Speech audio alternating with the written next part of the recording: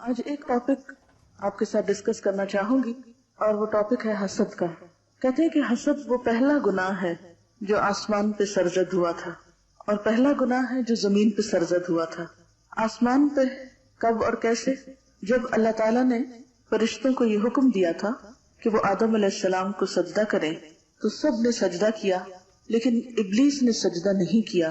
کیوں نہیں کیا؟ دل میں کیا تھا؟ حسد تھا۔ حسد جس کو آپ انگریزی میں جیلسی کہہ سکتے ہیں۔ اس نے کیا کہا تھا؟ انا خیر منہ، میں اس سے زیادہ اچھا ہوں۔ اور پھر اس کی وجہ بتائی، خلقتنی من نار وخلقتہ من طین، مجھے تو نے آگ سے بنایا اور اس کو مٹی سے بنایا۔ اور جیسا کہ آپ جانتے ہیں کہ زمین پر انسان سے پہلے جنات ہوا کرتے تھے اور ان کے لیے آزادی تھی اور زمین میں ہر طرح کی نعمتیں وہ استعمال کرتے۔ ابلیس بھی جنوں میں سے تھا۔ جب اس کو یہ پتا چلا کہ اب زمین پر ہم سے زیادہ اہمیت کسی اور مخلوق کو دی جا رہی ہے تو یہ بات اس کو بہت سخت ناگوار ہوئی۔ یہ بالکل ایسا ہی ہے جیسے ایک چھوٹا بچہ جب وہ دیکھتا ہے کہ اس کی ماں کی گود میں کوئی دوسرا بہن بھائی آ گیا ہے، دوسرا بچہ آ گیا ہے، تو اس کی کیفیت کیا ہوتی کہ اب میری محبت میں دوسرا شریک ہو رہا ہے، دوسرا اس کو شیئر کرے گا، وہ سب کچھ جو مجھے مل رہا تھا اب اس کو بھی مل جائے گا۔ وہ اس کو اپنا دشمن سمجھنے لگتا ہے اور اس سے جذبہ رقابت پیدا ہوتا ہے اور وہ اس کو ریپل کرتا ہے۔ تو آپ دیکھیں کہ اس کا نقصان کیا ہوا ابلیس کو۔ اس کے دل میں ایک جلن پیدا ہوئی، ویسے بھی آگ سے بنا ہوا تھا تو وہ اور بھی زیادہ جل بھن گیا اور کہنے لگا کہ میں اس کے آگے جھکوں، میں اس کے آگے سجدہ کروں، میں اس کو بڑا مان لوں۔ یہ نہیں ہو سکتا۔ اور اس بنا پر اس نے اللہ تعالیٰ کا بھی انکار کیا اور ہمیشہ کے لیے ذلت اور رسوائی اور سزا کا مستحق ہوا، اور پھر اپنی اس برائی پر، اپنی اس ڈٹائی پہ جم گیا اور اس نے توبہ نہیں کی، پلٹا نہیں۔ گویا حسد کے نتیجے میں ایک ایسی سرکشی اس کے اندر آئی، ایک ایسی ڈٹائی اور ایک ایسی کیفیت اس کے اندر آئی کہ جس سے وہ نکل نہ سکا۔ تو یہ ایک ایسی بیماری ہے، ایک ایسی خرابی ہے کہ جو انسان کو بسا اوقات مغلوب کر لیتی ہے۔ جب انسان کو احساس ہوتا ہے کہ یہ ایک برا کام ہے تو انسان اس سے بچ جاتا ہے، نکل آتا ہے یا اس پہ قابو پا لیتا ہے۔ لیکن حسد ایک ایسی تکلیف دہ بیماری ہے انسان کے لیے کہ جس پہ بہت آسانی سے قابو پانا بھی مشکل ہوتا ہے، اور عمومی حالات میں یہ دیکھا گیا ہے کہ حسد انسان کو مغلوب کر لیتا ہے۔ زمین پہ پہلا گناہ کیا تھا؟ قتل۔ کبیرہ گناہوں میں سے بڑا گناہ آپ سمجھ سکتے ہیں، قتل تھا۔ اس کے پیچھے کیا تھا؟ حسد۔ کیسے؟ آپ جانتے ہیں کہ حابیل اور قابیل دونوں نے اللہ تعالیٰ کے سامنے اپنی قربانی پیش کی۔ سورۃ المائدہ میں آپ پڑھ چکے ہیں، اذ قربا قربانا فتقبل من احدہما ولم يتقبل من الآخر قال لأقتلنک۔ جب ان دونوں نے قربانی پیش کی تو ان میں سے ایک کی قربانی قبول کر لی گئی جبکہ دوسرے کی قبول نہ کی گئی۔ کس کی قبول نہیں ہوئی تھی؟ قابیل کی۔ اور کس کی ہوئی تھی؟ حابیل کی۔ تو قابیل حابیل کے اس اعزاز پر کہ اس کی قربانی قبول ہو گئی جل اٹھا اور اس برائی سے اتنا مغلوب ہوا کہ اپنے بھائی کو قتل کر ڈالا۔ حالانکہ قتل کرنے سے پہلے دونوں کے درمیان گفتگو بھی ہوئی، باہم بات چیت بھی ہوئی اور قریب تھا کہ وہ سمجھ جاتا، لیکن حسد سے اتنا مغلوب ہوا کہ سمجھ ہی نہ پایا۔ تو حسد ایک ایسی بیماری ہے کہ جو انسان کے عقل کو، ہوش و حواس کو پوری طرح مفلوج کر کے رکھ دیتی، اور اس وقت تک انسان کو چین نہیں آتا جب تک کہ وہ اس آگ کو ٹھنڈا نہیں کر لیتا۔ اسی سے انتقام کی آگ بھڑکتی ہے۔ بہت سی خرابیاں اسی سے شروع ہوتی ہیں۔ پھر آپ دیکھیں کہ لوگ دوسرے کی جب غیبت کرتے ہیں یا اس پہ الزام تراشی کرتے ہیں یا اور بہت سی برائیاں شروع ہوتی ہیں، تعلقات کی خرابیاں، تو اس کے پیچھے ایک بنیادی وجہ حسد ہوتی۔ حسد کی ڈیفینیشن کیا ہے؟ حسد کہتے کس کو؟ کسی بھی صاحب نعمت سے اس کی نعمت کے چھن جانے کی تمنا کرنا، کسی بھی صاحب نعمت سے اس کی نعمت کے چھن جانے کی خواہش کرنا، تمنا کرنا، آرزو کرنا۔ جس کو یہ نعمت ملی ہے بس کوئی بھی طریقہ ہو کہ یہ اس کے پاس نہ رہے، کسی بھی طرح اس سے چھن جائے، اس سے دور ہو جائے، اسے نہ ملے۔ کیونکہ حسد میں انسان کو کسی دوسرے کو ملنے والی نعمت اچھی نہیں لگتی، وہ اس پہ خوش نہیں ہوتا، اور بسا اوقات وہ صرف تمنا ہی نہیں کرتا، حاسد صرف چھننے کی تمنا ہی نہیں کرتا بلکہ عملی طور پر اس کے لیے کوشش بھی شروع کر دیتا ہے کہ صاحب نعمت کو کسی طرح ذلیل و خوار کرے، اسے ملنے والی نعمت کو خود چھین لے، یا یہ کہ اسی کو ہی ختم کر ڈالے تاکہ وہ نعمت سے فائدہ نہ اٹھا سکے۔ اب اگلا سوال یہ ہے کہ کس کس کے ساتھ حسد کیا جاتا ہے؟ کیا کوئی خاص قبیلے کے لوگ ہوتے ہیں یا خاص رنگ و شکل کے ہوتے ہیں؟ کون ہوتے ہیں وہ جن سے حسد ہوتا ہے؟ ہر صاحب نعمت سے حسد کیا جاتا ہے، ہر نعمت والے سے۔ نبی صلی اللہ علیہ وسلم نے فرمایا اپنے ارادوں کی تکمیل میں رازداری سے کام لیا کرو، کیونکہ ہر صاحب نعمت حسد کیا جاتا ہے۔ جس کو بھی نعمت ملتی ہے اسی سے کوئی نہ کوئی حسد کرتا ہے۔ ایک تو ازلی ابدی حسد شیطان کا انسان سے چل ہی رہا ہے، اور پھر انسان انسانوں سے حسد کرتے ہیں۔ اب آپ دیکھیں کہ کون ایسا ہے جس کے پاس کوئی نعمت نہ ہو؟ ہر ایک کے پاس کوئی نہ کوئی نعمت ہے نا، کچھ تو نعمتیں سب میں کامن ہیں۔ مثلا ہم سب الحمدللہ دیکھ سکتے ہیں، لیکن اگر کسی کی آنکھیں ہم سے زیادہ خوبصورت ہوں اور اس وجہ سے اس کو کوئی اہمیت مل رہی ہو تو ہم سے یہ برداشت نہیں ہوگا، کہیں گے اس کی وجہ سے اس کو یہ امپورٹنس مل رہی ہے، اس کی تو آنکھیں ہی چھن جائیں۔ اسی وجہ سے آپ نے دیکھا ہوگا بعض لوگ دوسروں پہ تیزاب پھینک دیتے ہیں، قتل تو چلے بڑی درجے کی بات ہے، چھوٹی چھوٹی چیزوں سے تکلیف دیتے ہیں محسوس کو۔ قرآن پاک میں اللہ تعالیٰ فرماتے ہیں ام یحسدون الناس علی ما آتاہم اللہ من فضل، کیا یہ لوگوں سے اس لیے حسد کرتے ہیں کہ اللہ نے جو کچھ ان کو عطا کیا ہے، یعنی وہ کیوں عطا کیا ہے؟ حاسد لوگوں سے اس لیے حسد کرتے ہیں کہ انہیں اللہ کی طرف سے ملنے والی نعمت پر خوشی نہیں ہوتی، وہ دراصل اللہ تعالیٰ پر اعتراض کر رہے ہوتے ہیں یا اس سے ہی ناراض ہو رہے ہوتے ہیں کہ اس نے یہ نعمت کسی کو کیوں دے دی۔ اب ایک سوال تو یہ تھا کہ کس کس سے حسد ہوتا ہے، اگلا سوال یہ ہے کون کون حسد کرتا ہے؟ جس کو اللہ پہ بھروسہ نہیں ہوتا، جو اللہ کے فیصلوں پہ راضی نہیں ہوتا، ہر وہ شخص جو کسی خاص نعمت سے محروم ہوتا ہے اور وہ اس کا طلبگار بھی ہوتا ہے، جب وہ نعمت کسی دوسرے میں دیکھتا ہے تو حسد شروع کر دیتا ہے۔ کیا کوئی ایسا انسان بھی ہوتا ہے جو کبھی کسی سے حسد نہ کرے؟ اپنے آپ کا جائزہ لیں اور سچ بولیں، آپ کو تو کبھی کسی سے حسد نہیں ہوا، آپ تو کبھی نہیں کسی سے جیلس ہوئے، کبھی پتا کیسے چلے گا؟ تو اس سوال کا جواب کیا ہوا کہ ہر شخص کے اندر کسی نہ کسی درجے میں یہ بیماری ضرور ہے۔ کچھ لوگوں کے اندر تھوڑی ہوتی ہے، کچھ کے اندر زیادہ ہوتی ہے، اور کچھ تو بھرے ہی حسد کے ہوتے ہیں، جہاں سے کھولو ان کے اندر آپ کو نظر آئے گا پورے کے پورے بھرے ہوئے ہوتے ہیں۔ لیکن کسی نہ کسی درجے پر ہر شخص حسد کا شکار ہوتا ہے، یعنی حسد کرتا ہے۔ اب اگلا سوال یہ ہے کہ کیسے پتا چلے گا کہ میں کسی سے حسد کرتی ہوں یا نہیں؟ اس کی پہچان کیسے ہوگی؟ آپ بتائیے، کسی کی نعمت دیکھ کر میری کیفیت کیا ہوتی ہے؟ ایک تو یہ کہ آپ براہ راست خود نعمت دیکھ رہے ہیں اور اس پر آپ کو تکلیف ہو رہی ہے کہ اس کو کیوں مل گئی ہے۔ اچھا، دوسرا طریقہ، ایک اور طریقہ بھی ہوتا ہے اپنے آپ کو جج کرنے کا۔ دوسرا طریقہ یہ ہے کہ جب کسی کی تعریف کی جاتی، کسی کی تعریف سن کر میرے دل کا حال کیا ہوتا ہے، اور خصوصاً جو آپ کے ہم اثر لوگ ہوں۔ ہم اثر کا کیا مطلب ہوتا ہے؟ کنٹمپریریز، یا ایک رینک کے لوگ، یا ایک عمر کے، یا ایک پیشے کے، یا ایک فیلڈ کے۔ عموماً حسد اور رقابت وہاں پائی جاتی۔ مثلاً آپ ایک کلاس میں ہیں، اس اعتبار سے آپ کا اسٹیٹس ایک جیسا نہیں کہ آپ اسٹوڈنٹس ہیں، تو آپ کے آپس میں حسد کے ہونے کا امکان بہت پایا جاتا ہے۔ اسی طرح جو ٹیچرز ہیں ان میں باہم حسد ہو سکتا ہے، یا اسی طرح گھر میں بہن بھائی چونکہ اولاد ہونے کے ناطے برابر کے درجے میں ہوتے ہیں تو ان میں بعض اوقات حسد پایا جاتا ہے۔ جیسے حضرت یوسف علیہ السلام کے بھائی، حالانکہ وہ پیغمبر کی اولاد تھے، سورۃ یوسف پڑھ چکے نا، پیغمبر کی اولاد تھے، بڑے نیک ماں باپ کے بچے تھے، لیکن اس کے باوجود حسد نے ان کو بھی جا اٹیک کیا، اور حسد کے نتیجے میں کہاں تک پہنچے؟ بھائی کو قتل کرنے کے منصوبے بنائے، جھوٹ بیچ میں بولا، کنویں میں جا کے پھینک آئے، الزام تراشی کی، کہاں کہاں تک برائیوں نے جنم لیا، صرف ایک حسد کی بیماری کی وجہ سے کہ ہمارے باپ کی توجہ ادھر کیوں ہے۔ اب سوال میرا یہ ہے کہ کیا حسد صرف گناہگار لوگوں میں ہوتا ہے یا نیک لوگوں میں بھی ہوتا ہے جو بظاہر نیک اور شریف نظر آتے ہیں؟ ہر طرح کے لوگوں میں ہوتا ہے۔ مثلاً یہ ہوتا ہے نا کہ مومن جھوٹ نہیں بولتا، بہت سے لوگ جھوٹ سے پرہیز کریں گے، غیبت نہیں کریں گے، لیکن کسی نہ کسی درجے پہ جا کے حسد کا شکار ضرور ہو جائیں گے۔ اچھا، جسمانی طور پر کیا علامتیں ہوتی ہیں جب کسی کے اندر حسد آ رہا ہوتا ہے؟ مثلاً کسی کو جب بخار ہوتا ہے تو اس کا درجہ حرارت جسم کا بڑھ جاتا ہے نا، اسی طرح جب کسی کے اندر حسد آتا ہے تو اس کا اظہار کہاں پر ہوتا ہے؟ اس کے چہرے پر ہو جاتا ہے۔ مثلاً جب کسی کی تعریف ہو رہی ہو تو اس کا جو حاسد ہے اس کے چہرے پہ آپ اثرات دیکھ سکتے ہیں، اس کی مسکراہٹ پھیکی ہوگی،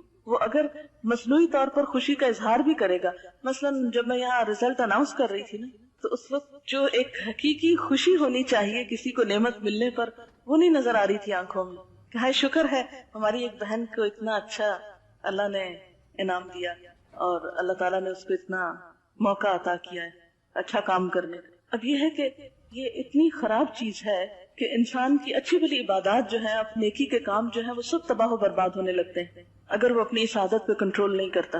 اچھا، ایک تو یہ ہوتا ہے کہ چہرے سے پتہ چلتا ہے، اور کہاں سے پتہ چلتا ہے، اور کیا کرتا ہے حاسد؟ مثلا ہر جگہ اپنی تعریف کرے گا، اپنے منہ میاں مٹھو بنے گا، اپنی بات منوانے کی کوشش کرے گا، اپنا مقام جتانے کی کوشش کرے گا، اور جب اس کا جو رائیول ہے یا اس کا جو مقابل ہے اس کا کوئی نام آئے گا تو یا چہرے پہ ناگواری لائے گا یا اس کی بد تعریفی کرے گا یا ہاں ٹھیک ہے، یعنی اس کے بڑے سے بڑے کام پر اس کا کمنٹ جو ہوگا یا اس کا جو ایکسپریشن ہوگا وہ بہت خراب قسم کا ہوگا، اور پھر خود کو بھی بلا وجہ اس کے ساتھ کمپیئر کرتا رہتا ہے اور دوسروں کو بھی دعوت دیتا ہے کہ وہ کمپیئر کرنا شروع کر دیں۔ اور کیسے پتہ چلتا ہے؟ یعنی اپنا جائزہ لیں، حاسد کو پہچانے۔ چلو ایک چھوٹا سا ٹاپک آپ لگا لیں، حاسد کو پہچانے۔ خود کو پہچاننے کا طریقہ، آپ کے مد مقابل کی تعریف کے وقت آپ کا حال کیا ہوتا ہے۔ دوسرے کا حسد کیسے پہچانیں گے؟ اس کے چہرے سے، اس کی گفتگو سے۔ اچھا، اسی طرح حسد کی وجہ کیا ہوتی ہے؟ دل کی تنگی، عداوت، ذاتی بڑائی کا خیال، یعنی خود کو بڑا دیکھنے اور دوسروں کو چھوٹا دیکھنے کا شوق کہ سب مجھ سے چھوٹے نظر آئیں، میں سب سے آگے نکل جاؤں، سب میرے پیچھے رہ جائیں۔ ایک تو ہیلدی کمپٹیشن ہوتا ہے، ہر انسان کو اللہ نے موقع دیا ہے کہ وہ دوڑ لگائے، لیکن دوڑ لگاتے ہوئے اس بات کا شوق ہونا کہ باقی لوگ دوڑ میں پیچھے رہ جائیں، یعنی آپ دوڑیں جتنا دوڑتے ہیں، کوئی پابندی نہیں، لیکن دوسروں کو دوڑنے نہ دینا یا دوسروں کا دوڑنا آپ کو برا لگنا، یہ چیز ناپسندیدہ ہے۔ پھر اسی طرح جاہ پرستی۔ جاہ پرستی کیا ہوتا ہے؟ جاہ پرستی ہوتا ہے جیسے کسی عہدے یا کسی مقام کی خواہش۔ مثلا جب لوگ الیکشن لڑتے ہیں تو کس قدر جیلسی نظر آتی ہے، چھوٹے لیول پر یا بڑے لیول پر۔ پھر اگر ان میں سے ایک سلیکٹ ہو جائے تو دوسری پارٹی کیا کرتی؟ اس کو گریٹ نہیں کرتی۔ اصل میں حسد دل کی بیماری ہے، دل کی خرابی ہے۔ حاسد ایک مریض انسان ہے۔ ہر بیماری کا کوئی نقصان ہوتا ہے، اس بیماری کا کیا نقصان ہے؟ اس کا سب سے بڑا نقصان خود انسان کی اپنی ہی ذات کو ہوتا ہے۔ جس سے آپ حسد کر رہے ہیں اس کو تو شاید پتہ بھی نہ ہو، اور آپ اپنے دل میں جل رہے ہیں، کڑ رہے ہیں، غمزدہ ہیں، تو جس سے آپ نے حسد کیا اس کو تو خبر بھی نہ ہوئی اور آپ نے اپنا کباڑہ کر لیا، اپنے آپ کو نقصان دیا۔ اور کیا ہوتا ہے؟ بہت سی برائیاں اس سے جنم لیتی ہیں۔ مثلا اس سے بد اخلاقی جنم لیتی ہے، انسان غیبت پر اتر آتا ہے، الزام تراشی پہ اتر آتا ہے، دوسرے انسان کو عزت احترام نہیں دے سکتا۔ اگر دیکھا جائے تو قتل تک نوبت آتی ہے۔ بہت سے کبیرہ گناہوں کی بنیاد یہی بنتا ہے۔ پھر آپ دیکھیں کہ ابلیس کو کیا نقصان ہوا، وراندہ درگاہ ہو گیا۔ بنی اسرائیل کو حضور صلی اللہ علیہ وسلم سے بہت حسد تھا کہ یہ دوسری قوم میں کیوں آ گئے ہیں، یہ آنر ہمارے بنی اسرائیل کی قوم کو کیوں نہیں ملا۔ تو اس بنا پہ وہ بہت جلتے کوڑتے تھے آپ سے اور آپ پر ایمان نہیں لائے۔ نقصان کیا ہوا ان کا؟ حق سے محروم ہو گئے، حق کو نہ پہچان سکے، خیر کو نہ پہچان سکے۔ تو بعض اوقات انسان جب حسد کرتا ہے تو اس کی وجہ سے وہ خیر کو نہیں پہچان پاتا، خیر سے محروم ہو جاتا ہے۔ اگر یہود حضور صلی اللہ علیہ وسلم پر ایمان لے آتے، آپ کا ساتھ دیتے، تو آپ دیکھیں اسلام کو کتنی ترقی ہوتی۔ اور وہ حسد جو اس وقت سے چل رہا ہے آج تک وہ باقی ہے۔ اس بنا پر دنیا فساد سے بھر گئی، ایک دوسرے کو ایکسپٹ ہی نہیں کر پا رہے۔ اور کیا نقصان ہوتا ہے؟ مثلا قتل و غارت ہوتی، جیسے حضرت آدم علیہ السلام کے بیٹوں کا واقعہ ہے۔ پھر کیا نقصان ہوتا ہے؟ خونی رشتوں کی بے حرمتی ہوتی، جیسے حضرت یوسف علیہ السلام کے ساتھ ہوئی۔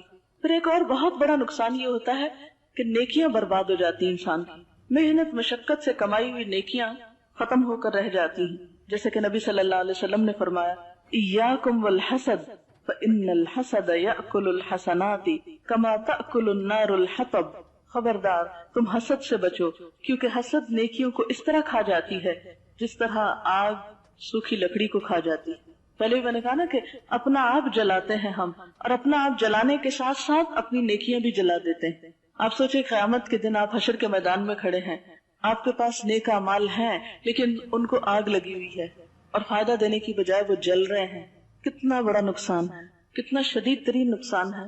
یہ بالکل ایسے ہے کہ جیسے کوئی شخص کچھ خریدنے کے لیے بازار جائے اور پتا چلے اس کی جیب کٹ گئی. یہ جیب کٹنے والا معاملہ ہو جاتا ہے. جیسے نوٹوں کی گٹھی جل گئی، تو اگر اپنے اعمال کو ہم پیسوں سے ہی تشبیہ دے دیں، کیونکہ مال کی محبت میں تو ہم سب مبتلا ہے نا، تو وہ سمجھ جلدی آئے گی بات. تو ایک شخص کا توشہ آخرت جو ہے اگر وہ جلنا شروع ہو جائے تو اس سے بڑا خسارہ کیا ہو سکتا ہے، اور کیا نقصان ہوتا ہے. دین کی خرابی، دین کی بربادی ہو جاتی. نبی صلی اللہ علیہ وسلم نے فرمایا دب الیکم داء الامم قبلکم الحسد والبغضاء، تمہاری طرف پچھلی قوموں کی بیماریاں سرایت کرائیں گی، حسد اور بغض. ہی الحالقہ، جو مونڈ دینے والی ہیں. مونڈ دینا ہوتا ہے شیو کر دینا، بالکل صفایا کر دیں گی.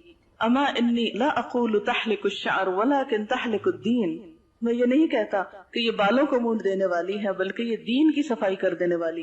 تو جن لوگوں کے اندر حسد پایا جاتا ہے ان کا اعمال نامہ تو برباد ہوتا ہی ہے، دنیا میں بھی ان کے دین کا صفایا ہو جاتا ہے، اور ان کی وجہ سے دوسروں کے دین کو بھی نقصان پہنچتا ہے. مثلاً یعنی نہ خود اچھا کام کرتے ہیں اور نہ کسی کو کرنے دیتے ہیں. مثلاً صاحب نعمت سے حسد کیا جاتا ہے نا. اب آپ دیکھتے ہیں کہ ایک شخص بہت نیک ہے، بہت اچھا اخلاق ہے اس کا، بہت اچھی نماز پڑھتا ہے، بہت فیئر ہے، سب لوگ اس کی تعریف کرنے لگ جاتے ہیں. آپ کو اچھی نہیں لگتی اس کی تعریف. آپ کیا کرتے ہیں؟ کوئی ایسی کہانی گھڑتے ہیں جس سے وہ شخص بدنام ہو کے رہ جائے. اور یہ کس کی وجہ سے ہو رہا ہے؟ حسد کی وجہ سے. ہاں، اب نقصان کیا ہوگا، نتیجہ کیا نکلے گا جب اس شخص کی برائی ہوگی جو ایک اچھی نماز پڑھنے والا ہے، اچھا اخلاق رکھنے والا ہے. لوگ اس سے بدگمان ہوں گے تو بدگمان ہو کر کیا کہیں گے؟ دیکھے ہیں ہم نے بہت نمازی، دیکھے ہیں بڑے بڑے اخلاق والے، وہ ایسے اور ایسے ہوتے ہیں. اب دوسرے لوگ یہ نہیں دیکھیں گے کہ بات سچ ہے یا جھوٹ، وہ تحقیق تھوڑی کریں گے، وہ نماز کو برا بلا کہنے لگیں گے. ایسے ہی ہوتا ہے نا، نماز کو برا بلا کہیں گے، دین کو برا بلا کہیں گے، تو دین کی صفائی ہونے لگ گئی نا. جب اس کی وجہ سے کچھ لوگ نماز ہی نہیں پڑھیں گے تو دین وائپ آؤٹ ہو گیا. تو پچھلی قوموں میں دین کی خرابی اسی وجہ سے ہوئی تھی کہ ان لوگوں کے اندر حسد کی بیماری آ گئی تھی. آپ کو پتا ہے کہ ابلیس کس قدر عبادت گزار تھا، لیکن جب اس نے حسد کیا تو اس کی ساری عبادتیں اور اللہ کا تقرب اور فرشتوں کی دوستی اور وہ سب کچھ برباد ہو کے رہ گیا. کسی چیز کا بھی اس کو اجر اور صلہ نہ ملا. اصل میں حاسد ہوپلیس اینڈ ہیلپ لیس ہوتا ہے. شیخ سعدی فرماتے ہیں میں مدرسہ نظامیہ میں پڑھتا تھا تو ایک شاگرد مجھ سے حسد کرتا تھا. میں نے استاد سے شکایت کی کہ جب بھی میں حدیث بیان کرتا ہوں تو فلاں میرا ساتھی مجھ سے حسد کرتا ہے. یعنی وہ گرمبل کرنے لگتا ہوگا یا اس پہ ہنستا ہوگا یا دوسروں کو کہتا ہوگا دیکھو پھر بولنے لگا. جیسے عام طور پر ہوتا ہے نا کہ ایک طالب علم اگر برائٹ ہو تو دوسرے سارے اس کے پیچھے کی کرنے لگتے ہیں، اس کو بیوقوف ثابت کرنے لگتے ہیں، اس کو احمق کہتے ہیں، اس کی لیگ پولنگ کرتے ہیں. تمہیں کیا، تم ہر وقت اپنے آپ کو بڑی چیز سمجھتی ہو، ہر چیز میں تم ہر ڈسکشن میں پارٹیسپیٹ کرتی ہو، ہر چیز میں آگے آگے. تو کہتا ہاں واقعی مجھے پیچھے ہی رہنا چاہیے. کیونکہ انسان جب کام کرتا ہے تو اس کا دل چاہتا ہے اسے کو انکریج کرے. جب 10 لوگ ڈسکریج کرنے والے ہو تو ایک اچھا بھلا کام کرنے والا شخص اپنا ہاتھ روک لیتا ہے، اب میں نہیں کروں گا، مجھ سے نہیں لوگوں کی باتیں سنی جاتی. اب وہ خیر کا کام رک گیا، آپ کی اچھی بلی صلاحیت کو زنگ لگ گیا. تو بہرحال انہوں نے اپنے استاد سے کہا کہ فلاں شخص مجھ سے حسد کرتا ہے. استاد نے کہا تمہارے ساتھی نے حسد کر کے اگر اپنے لیے جہنم کا ایک دروازہ کھولا تو تم نے چغلی کر کے دوسرا دروازہ اپنے لیے کھول لیا. تو برابر ہو گئی نا بات. تو اس طرح حسد کی وجہ سے گناہوں کی ایک چین شروع ہو جاتی. صرف ایک شخص نہیں، ایک سے دوسرا ریاکشن میں، دوسرے سے تیسرا. مثلا اگر کسی نے کسی کے بارے میں برا بلا کہا حسد کی وجہ سے کسی کو، اب کیا ہوگا کہ جس کو برا کہا کسی اور نے بھی سن لیا، اس نے تحقیق نہیں کی، اس نے آگے جا کے کسی اور کو بتایا تو بتا فلاں شخص جو اتنی نمازیں پڑھتا ہے اس کا یہ حال ہے، حالانکہ دیکھا کسی نے نہیں ہوتا، صرف سنی سنائی پہ چل پڑتے ہیں. مثلا ایک شخص جو کلاس میں اول آ رہا ہے تو دوسرا کہے ہاں ہمیں پتا ہے وہ کتنی چیٹنگ کرتی، حالانکہ یہ جھوٹ ہوتا ہے. اب دوسرے نے سنا، اس نے تحقیق نہیں کی چیٹنگ کرتی کہ نہیں، اس نے آگے مشہور کر دیا. تو پتا یہ ایسے ہی فرسٹ آ گئی ہے، کوئی اس کے اندر قابلیت نہیں، صرف چیٹنگ کرتی. اب ایک نے برائی کی اس سے دیکھ کے، دوسرے نے کی، اس نے آگے پہنچائی، اس نے آگے پہنچائی، اور اوور آل ایک ٹرسٹ، اعتماد سب ختم، اور ایک بے چینی کی سی کیفیت بہت سے لوگوں میں آ گئی. اب دیکھیں کہ دنیا میں جینے کا حسن اعتماد کے ساتھ ہے، محبت کا حسن اعتماد کے ساتھ ہے، خوشگوار تعلقات کی طے میں باہمی اعتماد ہے. جن لوگوں کے درمیان اعتماد نہ رہے، جن لوگوں کے درمیان ٹرسٹ نہ رہے کہ وہ ایک دوسرے کے خیر خواہ ہیں، ایک دوسرے سے محبت کرنے والے، ایک دوسرے کو چاہنے والے ہیں، تو نتیجہ کیا ہوتا ہے؟ تعلقات خراب ہوتے ہیں. تعلقات خراب ہوتے ہیں تو بدمزگی ہوتی ہے، زندگی حرام ہو جاتی. آپ ذرا امیجن کریں کہ آپ ایسے لوگوں کی کمپنی میں ہیں جن کو آپ ٹرسٹ کر سکتے ہیں، جو آپ کا بھلا چاہتے ہیں، تو آپ ان کے ساتھ بیٹھ کے کس قدر انجوائے کرتے ہیں، اور اگر تھوڑی دیر بھی آپ کو ایسے لوگوں میں بیٹھنا پڑے کہ جن پر نہ آپ کو اعتماد ہو نہ انہیں آپ پر ہو، تو ایسی زندگی کا کوئی لطف ہے؟ کوئی لطف نہیں. تو حسد کے نتیجے میں ہم اپنے ماحول کو اتنا پلوٹ کر لیتے ہیں، اتنی بے چینی اس میں پھیلا دیتے ہیں کہ اپنے لیے دنیا میں جہنم تیار کر لیتے ہیں. حاصل تو کچھ نہ ہوا. عموماً آپ نے دیکھا ہوگا جو لوگ جلتے اور کڑتے رہتے ہیں ان کی جسمانی صحت بھی بڑی خراب ہوتی ہے. وہ کبھی آپ کو شگفتہ، فریش، ہیلدی نظر نہیں آئیں گے. ان کا چہرہ بھی مرجھایا ہوا، ان کے چہرے پہ بل پڑے ہوئے، ترش روح، ایسے جیسے ستائے ہوئے ہیں زمانے بھر کے. اندر کی جلن کی وجہ سے مسکرا نہیں سکتے، نہ خوش ہو سکتے نہ کسی کو خوش کر سکتے، کیونکہ اگر آپ مسکرانا جانتے ہیں تو دوسرے کو بھی خوش کرنا جانتے ہیں، اور کسی کو خوش کرنا کتنی بڑی نیکی. پھر اسی طرح بسا اوقات طنز اور تانوں کے تیر چلائے جاتے ہیں، جس سے ماحول اتنا زخمی ہو جاتا ہے کہ انسان کے لیے چند لمحے گزارنا ایسے ماحول میں مشکل ہو جاتا ہے. اب کوئی شخص بھی تنہا زندگی نہیں بسر کر سکتا. ہر انسان محتاج ہے دوسرے کا. کوئی کتنا بھی عقل مند ہو، کتنا بھی قابل ہو، کتنا بھی مالدار ہو، اکیلے کسی کا کام نہیں چلتا. اور اس کام میں برکت ہوتی ہے جو مل جل کر کیا جاتا ہے.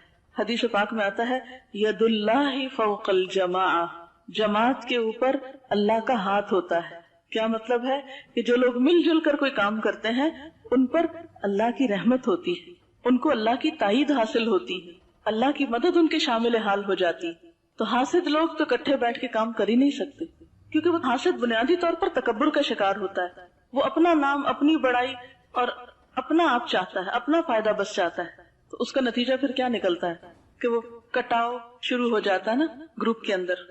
ایک دوسرے سے تعاون، ایک دوسرے کی خیر خواہی، ایک دوسرے کی مدد خیر میں نہیں ہوتی. اور جتنا کٹاؤ پٹاؤ ہوتا ہے اتنا ہی زیادہ کام کی برکت چلی جاتی. اچھا، بعض لوگ صرف اپنی ذات کے اندر مڑ جاتے ہیں، انٹروورٹ ہو جاتے ہیں، ہر چیز اپنی ذات تک رکھیں گے، خود ہی غم سہیں گے، خود ہی خوش ہوں گے، خود ہی سب کچھ. تو وہ اسپرچولی بھی آئسولیٹڈ ہو جاتے ہیں. تو اس سے بھی ان کو بہت بڑا لاس ہوتا ہے. کیوں کہا تھا ایک صحابی نے تعالوا نؤمن بربنا ساعہ، آؤ تھوڑی دیر کے لیے اپنے رب پر ایمان لے آئے. تو آپ اکیلے کیوں نہیں لے آتے؟ دوسرے کو کیوں بلا رہے ہیں؟ اس لیے کہ اکیلے کرنے میں نہ وہ حسن ہے، نہ وہ خوبصورتی ہے، نہ وہ مزہ ہے جتنا ایک گروپ کی شکل میں کام کرنے میں. چھوٹا کام ہو یا بڑا، مثلاً اگر آپ کھانا ہی پکا رہے ہیں تو اگر مل جل کر آپ کام کر لیں، مثلا مل جل کے سبزی بنا رہے ہیں، مل جل کر آپ چیزیں کر رہے ہیں، تو وہی کام اتنا آسان ہو جائے گا کہ آپ کو پتہ ہی نہیں چلے گا. اور اگر سارے لوگ اندر بیٹھ کے گپ شپ کر رہے ہیں اور آپ ایک اکیلے کو کچن میں کھڑا ہونا پڑے تو پھر کیفیت کیا ہو جاتی ہے. اسی طرح بہت سے اور کاموں میں آپ دیکھیں، اکیلے میں کوئی کام کرنا، اس میں یہ سب لطف ختم ہو کر رہ جاتے ہیں. اسلام نے کیوں کہا دن میں مردوں کے لیے 5 وقت نماز با جماعت، کٹھے پڑھو نماز. عید میں نماز کٹھے پڑھو، اجتماعیت ہے. اپنے اپنے گھر میں اکیلے مت بیٹھے رہو، ملو جلو. حج اکٹھی عبادت، روزے میں ایک اجتماعیت کی روح. ورنہ تو کہہ دیتے اللہ تعالیٰ بھی مہینے کے روزے رکھنے، چاہو تو کٹھے رکھو، چاہو تو مہینے میں تھوڑے تھوڑے کر کے کر لو، جب جس کا دل چاہے اس کو ثواب دے دوں گا. کیوں کہا ایک ہی مہینے میں بیک وقت سب رکھو، ایک ٹائم پہ ابتدا، ایک ٹائم پہ انتہا. حدیث میں آتا لا حسد الا فی اثنتین، نہیں حسد کی اجازت مگر 2 لوگوں میں. رجل آتاہ اللہ المال، ایسا شخص جس کو اللہ نے مال دیا ہو پھر وہ اس کو حق کے راستوں میں خرچ کرتا ہو. اسی طرح وہ شخص جس کو اللہ نے علم دیا ہو پھر وہ اس پر عمل کرتا ہو اور اسے دوسروں کو سکھاتا ہو، تو ایسا شخص بھی قابل رشک ہے. تو اردو میں اس کے لیے لفظ رشک استعمال ہوتا ہے. ہمارے دین نے ہمیں حسد سے بچنے کے لیے کیا تعلیم دی؟ اس میں آپ صلی اللہ علیہ وسلم نے فرمایا ایاکم والظن فإن الظن اکذب الحدیث ولا تحسسوا ولا تجسسوا ولا تنافسوا ولا تحاسدوا ولا تباغضوا ولا تدابروا وکونوا عباد اللہ اخوانا. تم بہت زیادہ گمان کرنے سے پرہیز کرو کیونکہ گمان سب سے جھوٹی بات ہے. فإن الظن اکذب الحدیث ولا تحسسوا، نہ ٹوہ لگاؤ، ولا تجسسوا، نہ تجسس کرو، ولا تنافسوا، اور نہ مقابلے بازی کرو، ولا تحاسدوا، اور نہ تم حسد کرو یعنی ایک دوسرے سے، ولا تباغضوا، نہ ایک دوسرے سے بغض رکھو، ولا تدابروا، اور نہ ایک دوسرے سے پیٹھ پھیرو. وکونوا عباد اللہ اخوانا، اور اللہ کے بندو بھائی بھائی بن جاؤ یعنی آپس میں بھائیوں کی طرح رہو، دوستی رکھو، ایک دوسرے کے خیر خواہ بنو، تعلق رکھو. میری امت کے لوگ اس وقت تک بھلائی پر رہیں گے جب تک ایک دوسرے سے حسد نہ کریں گے. حسد کی اصل میں روح کیا ہے؟ اچھا تھوڑی دیر کے لیے سوچئے کہ آپ نے اپنے چھوٹے بہن بھائیوں میں کوئی چیز تقسیم کی، آپ خرید کر لائے، محنت کی، لا کے آپ نے سب کو دی. کیا ہونا چاہیے تھا؟ وہ کیا کریں آپ کے ساتھ؟ شکر گزار کہ بہت شکریہ آپ نے ہم پر احسان کیا، فلاں چیز آپ ہم کو لا کر دے رہے ہیں. لیکن عموماً کیا ہوتا ہے کہ لوگ اس پر شکوہ شروع کر دیتے ہیں، ناراضگی کا اظہار کرتے ہیں. آپ نے اس کو تو زیادہ دی اور مجھے کم دی، ایک بہت بڑی خیر سے محروم ہو گئے. پھر ایک اور نقصان یہ ہے کہ حاسد کی بخشش نہیں ہوتی. حسد کی وجہ سے بعض اوقات قطع رحمی ہو جاتی. قطع رحمی کیا ہوتا ہے؟ رشتہ داریاں کٹ جاتی. عام طور پر آپ نے دیکھا ہوگا کہ کزنز کے بیچ میں کتنی رقابت چلتی ہے بعض اوقات، بزنس کے معاملے میں، ایجوکیشن کے معاملے میں. جب مختلف بھائیوں کی شادیاں ہوتی ہیں، ان کی بیویاں آتی ہیں، تو وہ آپس میں بھی بعض اوقات لڑائی جھگڑا شروع ہو جاتا ہے. بعض اوقات بچوں کے اوپر مقابلے ہو رہے ہوتے ہیں. اگر ایک کا بیٹا ہو گیا اور دوسرے کی بیٹی ہو گئی ہے تو اس کو جینے نہیں دیں گے. نتیجہ کیا ہوتا ہے؟ وہ ایک دوسرے سے کٹ آف کر لیتے ہیں، تعلق ہی ختم کر لیتے ہیں. نہ دیکھو نہ ملو، نہ کسی کی نعمت کا خیال آئے اور نہ جلو. اچھا، ایک میں نے پیچھے وجہ بتائی تھی نا کہ دین کی خرابی ہو جاتی ہے حسد کی وجہ سے، تو اس میں ایک اور حدیث بھی لکھ لیجئے کہ نبی صلی اللہ علیہ وسلم نے فرمایا، 2 بھوکے بھیڑیے بکریوں کو اتنا نقصان نہیں دیتے جس قدر مال کی حرص اور حسد مسلمانوں کے دین کو برباد کرنے والا ہے. یعنی بھوکے بھیڑیے اگر کہیں گھس جائیں تو اتنا بھیڑوں کو نقصان نہیں دیں گے جتنا نقصان حسد دین کو پہنچاتا ہے. اب سوال یہ پیدا ہوتا ہے کہ حسد سے کیسے بچا جائے؟ آپ کیسے بچیں حسد سے؟ اگر اندر وہ ایک تھرمامیٹر لگا لیا، پتا چلا کہ جی مجھے فلاں کی تعریف اچھی نہیں لگی، کسی کے بارے میں فلاں نے خیرخائی کے الفاظ استعمال کی تو مجھے بہت تکلیف ہوئی کہ اس کو کیوں اچھا کہا، اس کی کیوں تعریف کی. تو اس کے لیے ایک دعا سکھائی گئی ہے قرآن پاک میں، وہ پڑھنی چاہیے. اے ہمارے رب ہمیں بخش دے اور ہمارے ان بھائیوں کو بخش دے جو ایمان میں ہم سے سبقت لے گئے، یعنی جن کو خیر پہلے مل گئی، جو ہم سے نیکیوں میں آگے نکل گئے، ایمان میں آگے نکل گئے، یا جو ہم سے پہلے ایمان لے آئے. اور ہمارے دل میں ایمان والوں کے لیے کوئی غل کینہ کپٹ نہ رکھ، بے شک تو رؤوف الرحیم ہے، شفقت کرنے والا مہربان ہے. اسی طرح نبی صلی اللہ علیہ وسلم نے فرمایا، اے میرے بیٹے، حضرت انس سے فرمایا، اگر تم سے ہو سکے کہ صبح و شام اس حالت میں گزارو کہ تمہارے دل میں کسی کی طرف سے کینہ نہ ہو تو ایسا ہی کرو. یعنی اگر صبح کے وقت ہوا ہے تو شام سے پہلے نکالنے کی کوشش کرے. آپ دیکھیں کہ اگر آپ کے کمرے میں چھپکلی آ جائے تو اس کو آپ چھوڑتے ہیں، رہنے دیتے ہیں؟ اس نے بھی تو کہیں رہنا ہے، یہ بھی رہے میں بھی رہتی. کیا کرتے ہیں آپ؟ نکال کے سوتے ہیں. اور اگر سانپ آ جائے تو شاید سانپ اتنا نقصان نہ دے جتنا حسد دین کو نقصان دے جاتا ہے. بدگمانی، کینہ، بغض، نفرت، اناد. پھر یہ کہ انسان سوچے کہ اس حسد کو ترک کرنے سے مجھ کو جنت کی نعمتیں ملے گی، کیونکہ اہل جنت کی صفت یہ ہے کہ ان کے دل حسد سے پاک ہوں گے. پھر اسی طرح یہ ہے کہ حسد کو رشک میں بدل لیں، اس میں آپ کو ذرا آسانی ہو جائے گی. یعنی کسی کی نعمت دیکھ کے آپ کو تکلیف تو ہوگی، یہ تو قدرتی بات ہے، برداشت نہیں ہوگا.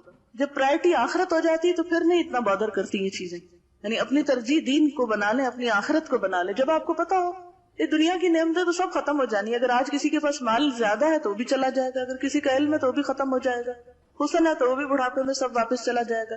دنیا کی نعمتیں تو ختم ہی ہو جائیں گی، لیکن آخرت میں ملنے والی نعمتیں باقی رہیں گی.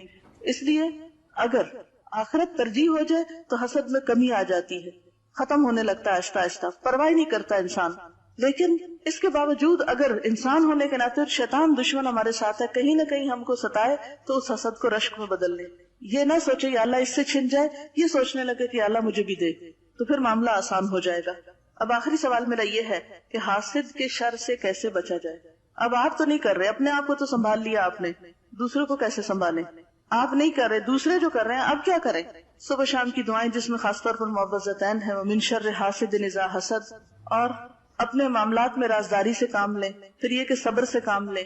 جیسے عربی کا ایک شعر ہے کہ اصبر علی قید الحسود فان صبرک قاتلہ، حاسد کے مکر و فریب پہ صبر کرو، تمہارا صبر اس کو قتل کر کے رہے گا. یعنی تمہارا صبر خود بدلہ لے لے گا. پریشان نہ ہو. اللہ تعالیٰ اہل کتاب کے حسد کے جواب میں حضور صلی اللہ علیہ وسلم کو کیا فرماتے تھے؟ واعفوا واصفحوا حتی یاتی اللہ بامرہ، معاف کر دو، درگزر کر دو، حتیٰ کہ اللہ اپنا فیصلہ لے آئے. اور پھر حدیث آپ کو سنا دیتی ہوں جو بہت حد تک انسان کو حسد سے بچنے میں مدد دیتی. حضرت عبداللہ بن عمر فرماتے ہیں کہ پوچھا گیا، اے اللہ کے رسول صلی اللہ علیہ وسلم سب سے بہتر کون ہے؟ فرمایا، ہر مخموم القلب اور سچی زبان والا. لوگوں نے کہا سچی زبان والے کو تو ہم جانتے ہیں، یہ مخموم القلب کون ہے؟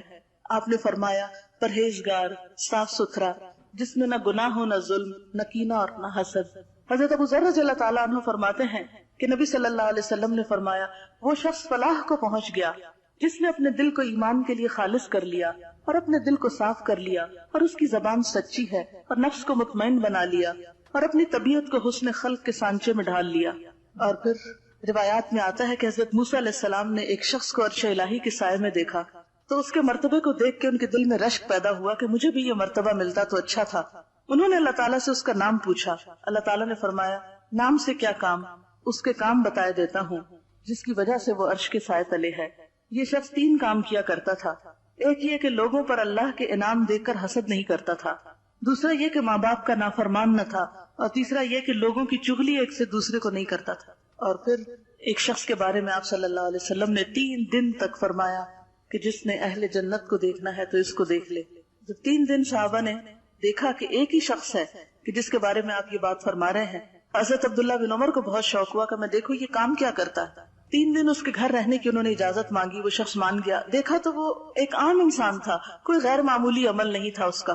حضرت عبداللہ بن عمر نے 3 دن کے بعد پوچھا کہ بھائی آپ کے بارے میں حضور صلی اللہ علیہ وسلم نے 3 دن جنتی ہونے کی بشارت دی ہے، آخر آپ وہ کون سا کام کرتے ہیں کہ جس کی وجہ سے آپ کو جنت میں جگہ ملے گی، جبکہ میں دیکھتا ہوں کہ آپ کی زندگی میں کوئی ایسا خاص کام تو نہیں ہے.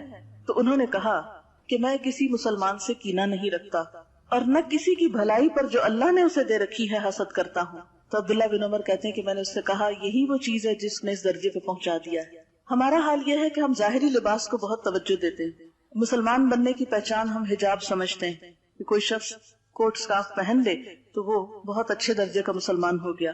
آپ کو معلوم ہے سورۃ الاعراف میں اللہ تعالیٰ کیا فرماتے ہیں؟ یا بنی آدم قد انزلنا علیکم لباسا یواری سوآتکم وریشا ولباس التقوی ذالک خیر. ظاہر کا لباس تو ہے ہی، لیکن وہ لباس التقوی ذالک خیر. اور تقوی کا لباس، اور تقوی کہاں ہوتا ہے؟ اندر. یعنی جیسے باہر کی چیزوں کو ہم چھپاتے ہیں، لباس جسم کے عیب چھپاتا ہے، زیب و زینت دیتا ہے انسان کو، اسی طرح لباس تقوی دل کا لباس ہے کہ دل کے اندر جو عیب ہے، حسد ہے، بغض ہے، کینہ ہے، نفرت ہے، عداوت ہے، بدگمانی ہے، ان کو بھی ڈھانپا جائے، ان کو بھی ختم کیا جائے اندر سے. جیسے ظاہری داغ دھبے دھو دھو کے مٹاتے ہیں تو دل کے داغ دھبے بھی دھو دھو کے مٹائے جائیں. صرف لوگوں سے سامنے ہی اچھے نہ ہوں، پیچھے بھی ان کے لیے اچھے ہوں. صرف ظاہر میں خیر خواہی نہ کریں، حقیقت میں بھی ان کی خیر خواہی کریں. لکھتی میرا آنکھوں دیکھا واقعہ ہے لیبیا میں. ہم باہر تھے، ایک فیملی 2 بھائی اکٹھے رہتے تھے. ایک بھائی کو گورنمنٹ نے اچھا خوبصورت گھر اور پے بھی ڈالرز میں دی. اس کے بھائی کو رات دن فکر کرنے سے بلڈ کینسر ہو گیا اور بہت جلد دنیا سے چلا گیا.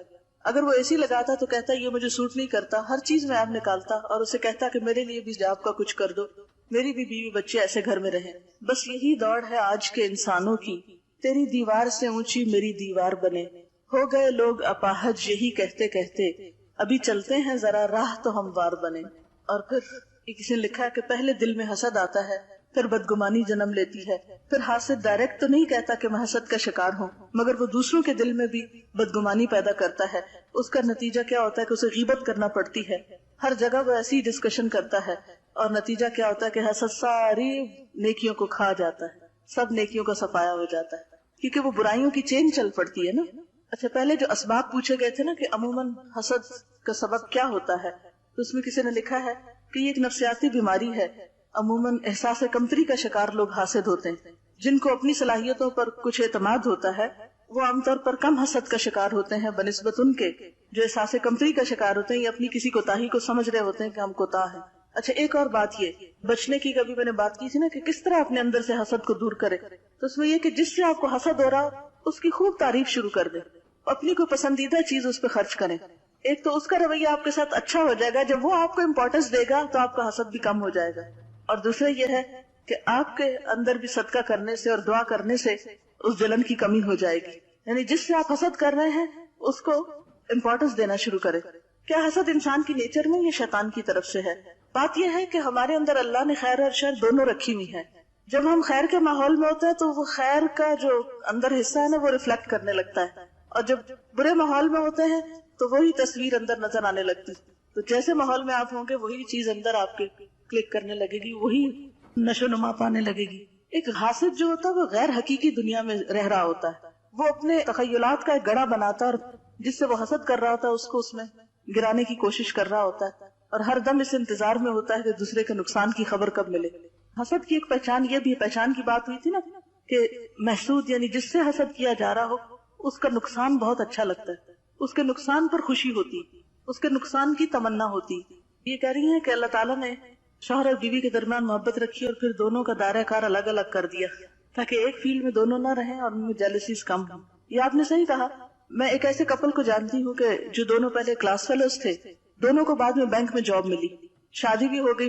اب اتفاق یہ کہ لڑکی بہت ذہین تھی اور اس کی جاب لڑکے کے مقابلے میں اچھی تھی، وہ زیادہ ارن کر رہی تھی، اور محض اس بنا پر کہ شوہر جو ہے اس کو اللہ نے ایک درجہ دے رکھا ہے تو اس نے پہلے تو چھوٹی چھوٹی چیزوں میں اس کے روڑے اٹکانے شروع کیے. گھر کے کام میں شیئر نہیں کرنا، بچوں کی ذمہ داری میں شیئر نہیں کرنا.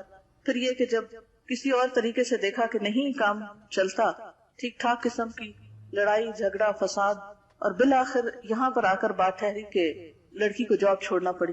اور جب چھوڑی تو جب جا کر گھر میں کچھ چین ہوا، حالانکہ اپنی پسند کی شادی کی تھی. تو آپ نے دیکھا ہوگا کہ بعض اوقات دو باہم محبت کرنے والوں میں بھی تعلقات کی شدید خرابی کا سبب یہ حسد بن جاتا ہے. کیونکہ ہمارے معاشرے میں ویسے بھی لوگ تانے دیتے ہیں، دیکھو تمہاری بیوی تو بہت قابل ہے اور تم پیچھے رہ گئے ہو، تو وہ اس کو اپنی بعض اوقات خرابی کا سبب سمجھتے ہیں. حسد کا ایک علاج یہ ہے کہ جس سے آپ کو حسد ہو اس سے خوب اچھی طرح سلام کرے اور مصافحہ ضرور کرے، ہاتھ ملائیں.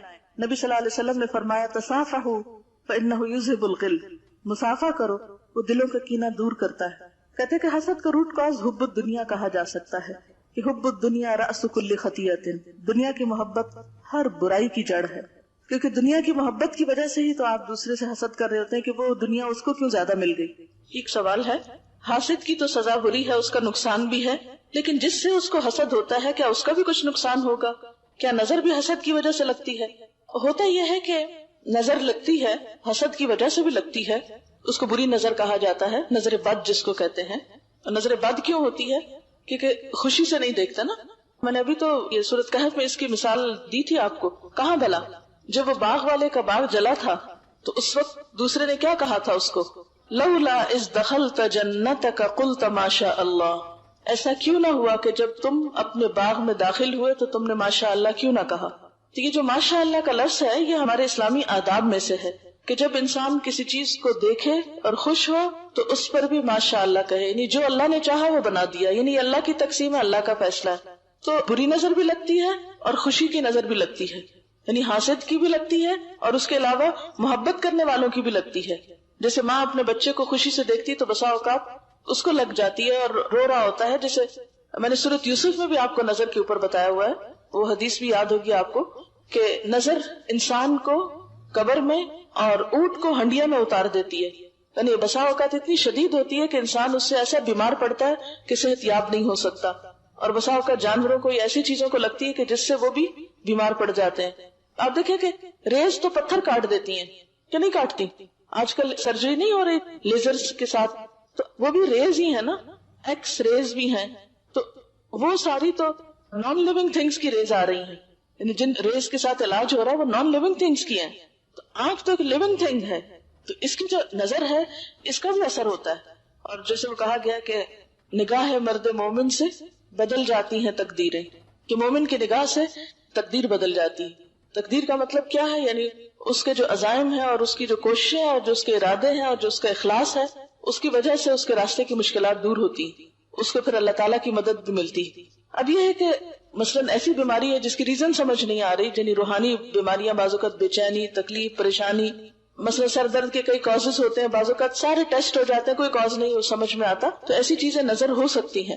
تو اس کا علاج یہ ہے کہ وہ دعا پڑھی جائے. وہ دعائیں سب موجود ہیں کارڈز میں، وہ آپ پڑھ سکتے ہیں. اگر کوئی اور بیمار ہو تو اس پہ بھی دم کیا جا سکتا ہے. حضرت جبریل علیہ السلام حضور صلی اللہ علیہ وسلم کے پاس آئے جبکہ آپ بیمار تھے، تو انہوں نے آپ کو آ کر کہا کہ کیا آپ بیمار ہیں؟ تو آئیے میں آپ کو جھاڑتا ہوں، یعنی دم کرتا ہوں. تو اس پر انہوں نے یہ دعا پڑھی تھی، بسم اللہ ارقیک من کل شیء یؤذیک من شر کل نفس او عین حاسد اللہ یشفیک. بسم اللہ ارقیک. تو حاسد کی نظر ہوتی ہے کیونکہ وہ خوش نہیں ہوتا نا، تو بری نظر سے دیکھتا ہے اور یہ تمنا کرتا ہے اور دل میں تڑپتا ہے کہ یہ چیز کسی طرح چھن جائے اس سے. ایک چھوٹی سی چیز میں یہ کہنا چاہوں گی، اس میں کوئی شک نہیں کہ انسان کو جو عادتیں بچپن سے پڑ جاتی ہیں ان کو اپنے سے دور کرنا ایک مشکل کام ہوتا ہے، لیکن جذبے کے ساتھ، نیت کے ساتھ، پختہ ارادے کے ساتھ بہت سی چیزیں انسان کی زندگی میں شامل ہو سکتی ہیں اور انسان اس سے اپنی زندگی کو بدلتا ہے. آپ دیکھیے کہ چھوٹی چھوٹی سنتیں جو ہیں، جیسے کہ پہلے بھی آپ سے بات ہوئی تھی، ان پر عمل کرنے سے ہماری پوری زندگی یعنی دن اور رات عبادت ہو جاتی.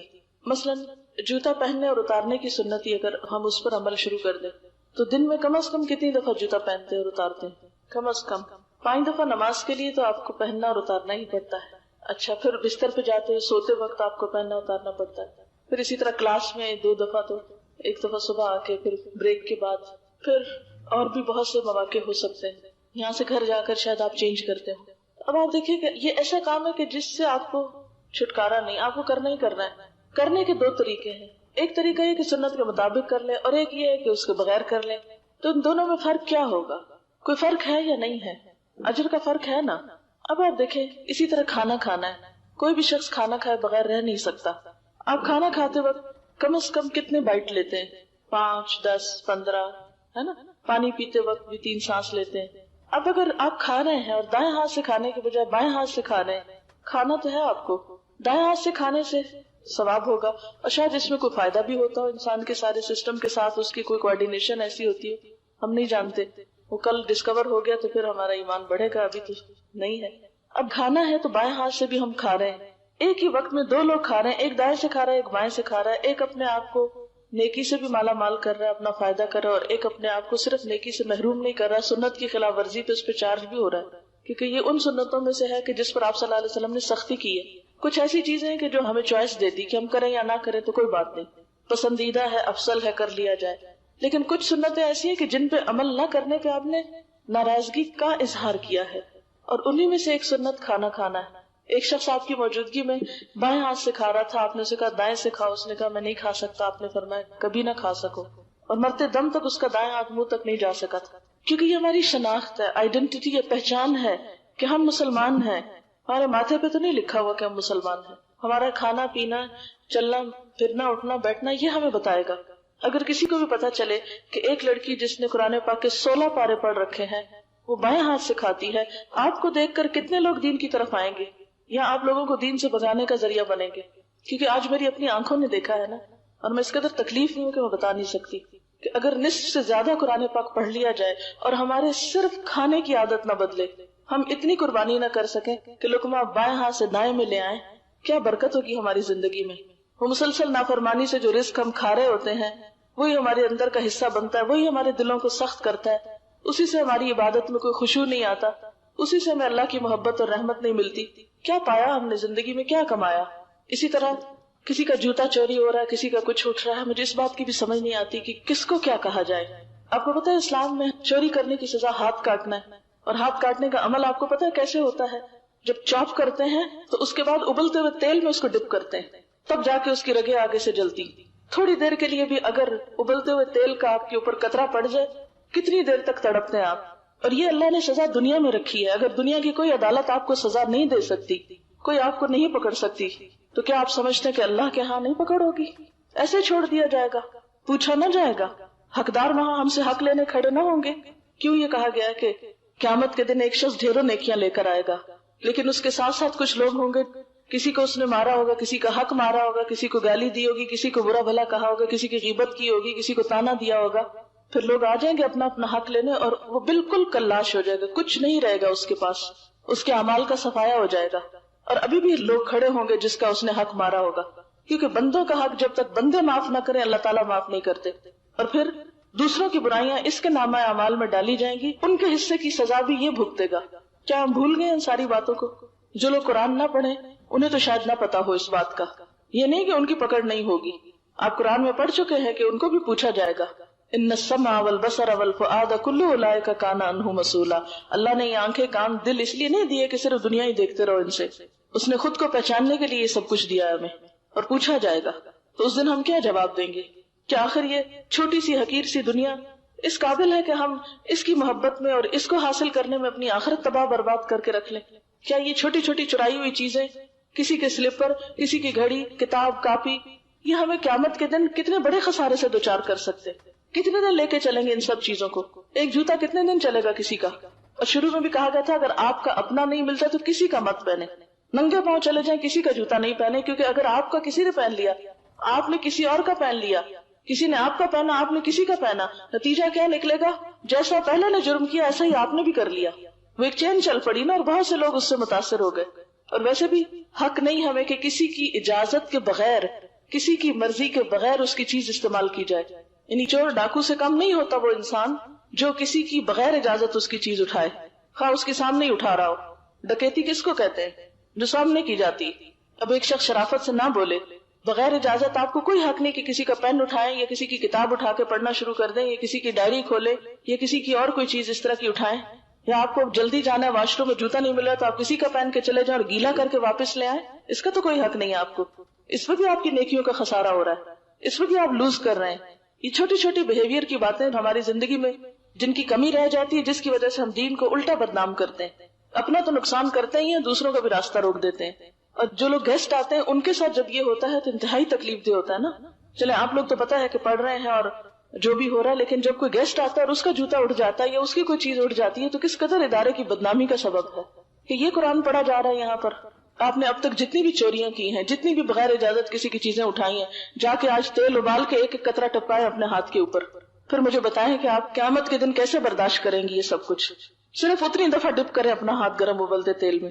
اللہ نے مذاق کے طور پہ کہا چور کا ہاتھ کاٹ دو، اور اگر یہاں کاٹنے والے کوئی نہیں ہے، کوئی پوچھنے والا نہیں ہے آپ کو، تو اس کا مطلب ہے کہ آخرت میں بھی نہیں پوچھو گی. وہ دن کس لیے اللہ نے رکھا ہے؟ تو قیامت کا دن کھیل تماشے کے طور پہ رکھا ہوا اللہ تعالیٰ نے کہ کسی کا بھی حساب کتاب کوئی نہیں ہونا. چور ڈاکو اچھے برے سب کے سب جنت میں ایک بھیڑ بھیج دی جائے گی، جیسے تیسے آؤ تمہارے لیے کھلے ہیں دروازے. آخر ہم نے کیا سوچ رکھا ہے؟ آپ اپنی ساری لیل و نہار دوبارہ نکالیں اور آپ میں سے ہر ایک اپنے طور پر اس کو دوبارہ پڑھے اور اپنے آپ کو چیک کرے کہ وہ ابھی تک کس کس چیز پر عمل نہیں کر سکا. بار بار ریمائنڈر اپنے آپ کو کرانا پڑے گا تو پھر جا کر یہ چیزیں آپ کی ہیبٹ بنے گی، جب جا کے زندگی عبادت بنے گی، جب جا کے نامہ اعمال میں کچھ وزن پڑے گا. کیا عمل کرنے والے اور نہ کرنے والے برابر ہو سکتے ہیں؟ کبھی بھی برابر نہیں ہو سکتے. آج تو نتیجہ چھپا ہوا، کل جب سامنے آئے گا پھر ہمیں پتہ چلے گا، پھر پچھتائیں گے اور پھر تو پلٹنے کا کوئی ٹائم بھی نہ ہوگا. کھڑے ہو کے کھا رہے ہیں. مجھے اتنی حیرت ہوئی یہ دیکھ کر کے کھڑے ہو کر کھا رہے ہیں. آپ مسلمان ہیں اور آپ کھڑے ہو کے کھا رہے ہیں. اگر ہم آپ صلی اللہ علیہ وسلم کے طریقوں پر نہیں آئے تو قیامت کے دن آپ ہمیں کیسے پہچانیں گے، کیسے شفاعت کریں گے؟ جو جس سے محبت کرتا ہے اس کا اتباع بھی کرتا ہے.